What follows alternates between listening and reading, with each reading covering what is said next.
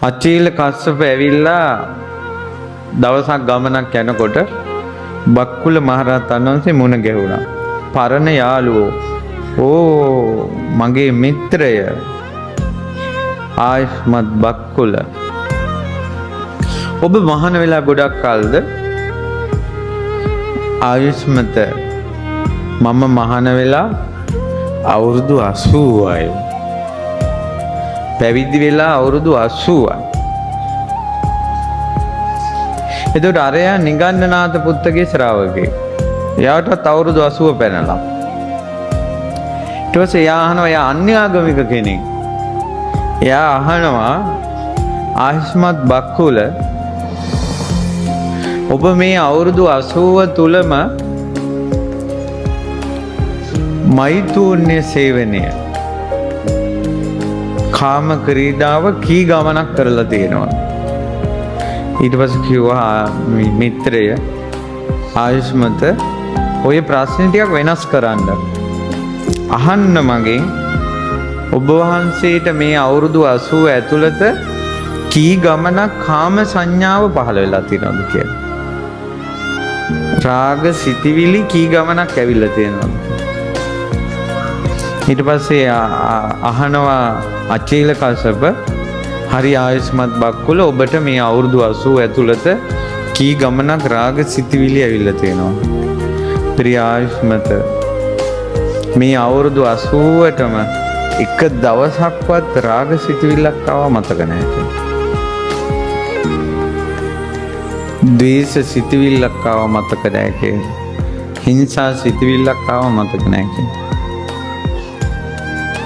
දැන් ඔබම බලන්න, අවුරුදු 80ක් ඕනේ පැය 8ක් නිදාගන්න වෙලාව හැර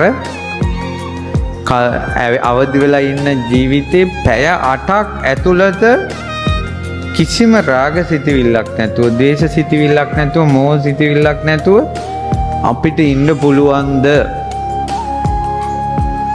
තමාගේ නොහැකියාව, තමාගේ පුංචි බව දකින්න මහරහතන් වහන්සේලාගේ සුවිසල් බව පෙනෙන්න නම් අවුරුදු 80ට දවස් කීයද? අවුරුදු 80ට පැය කීයද? එච්චර කාලයක් රාග සිතක් නැහැ. එච්චර කාලයක් ද්වේෂ සිතක් නැහැ. එච්චර කාලයක් හිංසා සිතුවිලි නැහැ. විතර්ක නැහැ. ආයුෂ්මත, මේ අවුරුදු 80ටම මම තවත් කෙනෙකුට කියලා වැඩක් අරගෙන නැහැ. අවුරුදු 80ටම කෝපයක් යහපැත්තට කරන්න කියලාවත් කාටවත් කියලා නැහැ. අපි දවසට කී දෙනෙකුට වැඩ කියනවාද? ආයුෂ්මත, මේ අවුරුදු 80ටම මම ගෙයක් ඇතුළේ ඉඳලා නැහැ. අවුරුදු 80ටම තව කෙනෙක්ගේ සිවුරක් අරගෙන නැහැ.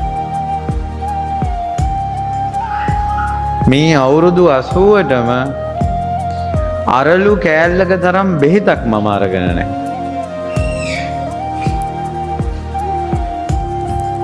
අසිරිමත් මොනිවරු නෙවෙයිද? මේ විදිහට බක්කුල මහරහතන් වහන්සේගේ ගුණ 37ක් තියෙනවා. ඉතින් අරයා කියනවා, මම මේ අවුරුදු 80ටම මේ නිර්වතයි මොනර පිල් කලඹයි විතරනේ මට හම්බ වුණේ. ඔබ වහන්සේ ඊතරට වැඩියා මාවත් මේ බුදු සසුනේ පැවිදි කරන්න. බුදුරජාණන් වහන්සේ ළඟ පැවිදි වෙලා අචීල කස්සප තෙරුණොත් අරහත්ත්වයට පත් වෙනවා.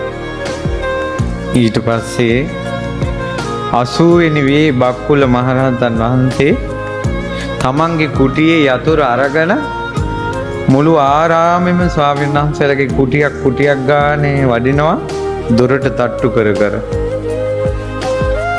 ප්‍රිය ආයුෂ්මතුනි, අද මම පිරිනිවන් පානවා වඩින්න. අද මම පිරිනිවන් පානවා වඩින්න කියලා. දොරක් ගානේ යතුරකින් තට්ටු කර කර තමන්ගේ පරිනිර්වාණය ලෝකයට කිව්වා කියලා යමක් ඇද්ද?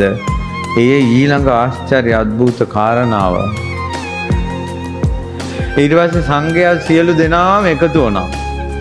එකතු වුණ සංඝයා මැද පත්කඩේ එළලා බක්කුල මහරහතන් වහන්සේ අසුන් ගත්තා. අසුන් අරන් සංඝ පිරිස මැදම පිරිනිවන් පාලා ඒ දේහෙම ගින්දර මතුවෙලා මුළු ශරීරයේම චීවර හම්මස් ඇට නහර දැවිලා ධාතුන් වහන්සේලා විතරක් දෝතක් විතර වුණා. අන්නේ ධාතුන් වහන්සේ මේ සෑයේ නිදන් වෙනවා. පුදුම සහගතයි රහතන් වහන්සේලා.